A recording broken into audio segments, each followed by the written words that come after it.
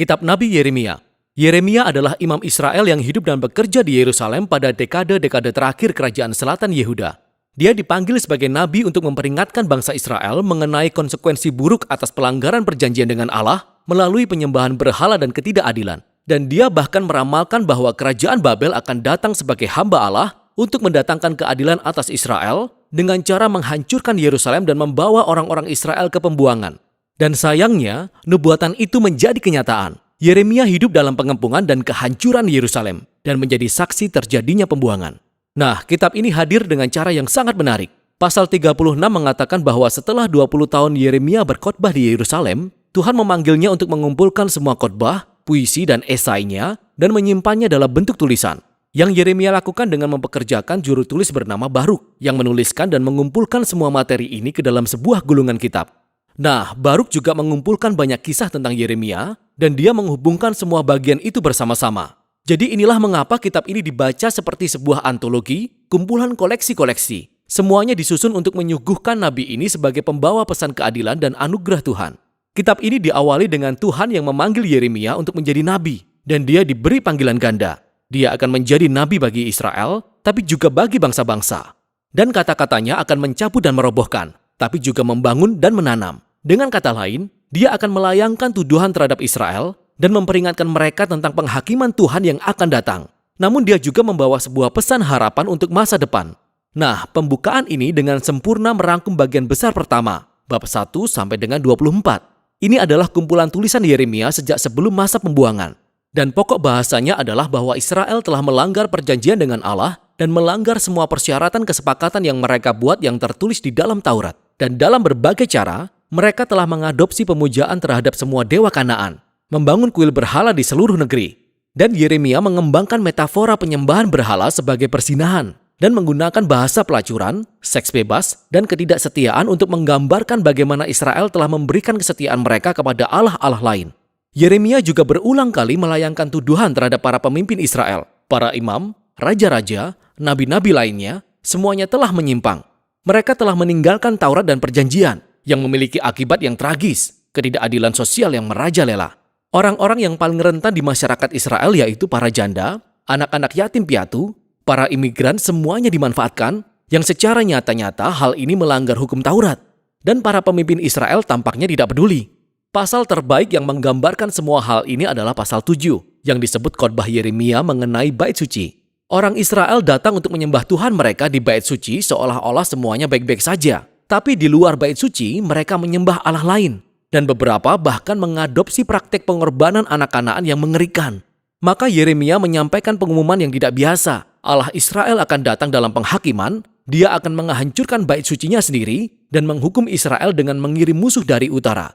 Ini adalah pasukan yang diperintahkan Allah untuk menaklukkan Yerusalem. Dan saat kita terus membacanya, kita akan menemukan bahwa Yeremia sedang berbicara tentang kerajaan Babel yang hebat. Jadi ini semua mengarah pada sebuah transisi di pasal 25. Israel belum berbalik kepada Allah mereka. Jadi pada tahun pertama Raja Baru Babel, Nebukadnezar, Tuhan memerintahkan Yeremia untuk mengumumkan bahwa tentara Babel yang sedang menuju ke Israel dan daerah sekitarnya untuk menaklukkan mereka dan membawa mereka ke pembuangan selama 70 tahun.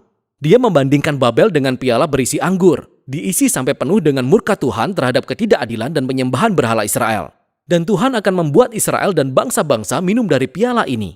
Nah, pasal ini adalah kunci rancangan buku ini karena semua yang terjadi selanjutnya akan berfokus pada serangan Babel yang akan dilancarkan. Pertama terhadap Israel di pasal 26-45 dan kemudian terhadap bangsa-bangsa lain di pasal 46-51. Bagian tentang Israel pertama berisi kisah tentang bagaimana Yeremia memohon kepada Israel untuk berbalik kepada Allah. Bagaimana dia memperingatkan mereka sampai detik terakhir, namun para pemimpin Israel terus menolaknya. Bagian ini diakhiri dengan kumpulan besar kisah tentang bagaimana Yerusalem dikepung dan akhirnya dihancurkan oleh Babel. Dan tentang bagaimana Yeremia dianiaya sepanjang waktu dan akhirnya diculik lalu dibawa secara paksa ke Mesir oleh sekelompok pemberontak Israel. Nah, di bagian tengah ini, di antara semua kisah kelam tentang bencana dan penghakiman ini, ada kumpulan pesan pengharapan Yeremia tentang masa depan Israel. Jadi Yeremia menangkap ramalan Musa bahwa setelah bangsa Israel melanggar perjanjian dan pergi ke pembuangan, baca Ulangan 30, Allah tidak akan meninggalkan umatnya. Sebaliknya, dia akan memperbarui perjanjiannya dengan mereka dan mengubah hati mereka. Yeremia mengembangkan janji ini dengan berkata bahwa suatu saat Allah akan menuliskan hukum Taurat bukan di atas loh batu, melainkan di hati umatnya sendiri. Allah akan memulihkan pemberontakan bangsa Israel, sehingga suatu hari nanti mereka benar-benar dapat mencintai dan mengikuti Allah sepenuhnya. Sehingga suatu hari nanti Israel akan kembali ke tanah perjanjian, dan Mesias dari garis keturunan Daud akan datang. Dan saat itulah semua bangsa akan mengenal Allah Israel sebagai Allah yang sejati. Jadi pasal-pasal ini menunjukkan bahwa meskipun Israel telah murtad, Allah tidak akan membiarkan dosa bangsa Israel menjadi sebuah akhir. Sebaliknya, kesetiaannya sendiri akan membawa pemenuhan janji-janjinya, bagaimanapun caranya. Selanjutnya, kita akan menemukan kumpulan besar puisi tentang bagaimana Tuhan akan memakai Babel untuk menghakimi bangsa-bangsa di sekitar Israel, yaitu Mesir, Filistin, Moab, Edom, Amon, Damaskus, Hasor. Dan yang mengejutkan adalah puisi-puisi yang paling panjang diletakkan di bagian paling akhir, dan semuanya berisi tentang penghakiman Tuhan atas Babel. Jadi meskipun Tuhan memakai bangsa ini untuk menjalankan keadilannya, Ia tidak mendukung kekerasan dan penyembahan berhala mereka. Jadi Babel juga akan berada di bawah standar keadilan Tuhan. Maka Yeremia mencela kesombongan dan ketidakadilan bangsa ini juga. Nah, Babel adalah bangsa yang sangat besar dalam puisi-puisi ini. Dan ini mengingatkan kita pada gambaran Babel dari Kejadian pasal 11. Babel menjadi gambaran sebuah bangsa yang memberontak. Dalam pengagungan kekayaan dan perang mereka, Tuhan akan menyerahkan bangsa ini ke dalam kehancurannya sendiri. Kitab ini diakhiri dengan sebuah kisah dari bagian akhir kitab 2 Raja-Raja. Di situ diceritakan tentang serangan terakhir Babel atas Yerusalem, bagaimana mereka menghancurkan tembok kota dan membakar bait suci, dan membawa orang-orang ke pembuangan. Kisah ini menunjukkan bagaimana peringatan Yeremia tentang penghakiman dari pasal 1 sampai 24 digenapi. Tapi kemudian, pasal ini diakhiri dengan sebuah kisah pendek tentang Raja Israel yang tertawan, yaitu Yoyakin, yang merupakan pewaris keturunan Daud. Dan Raja Babel membebaskannya dari penjara dan menunjukkan belas kasih kepadanya serta mengajaknya untuk makan di meja raja selama sisa hidupnya. Dan begitulah kitab itu berakhir. Jadi, ini adalah secercah harapan. Dan ini mengingatkan akan janji Yeremia di pasal 30-33. Tuhan tidak melupakan umatnya atau janji akan datangnya raja yang akan datang dari garis keturunan Daud.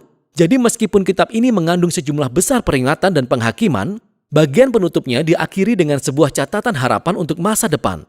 Dan itulah isi kitab Yeremia.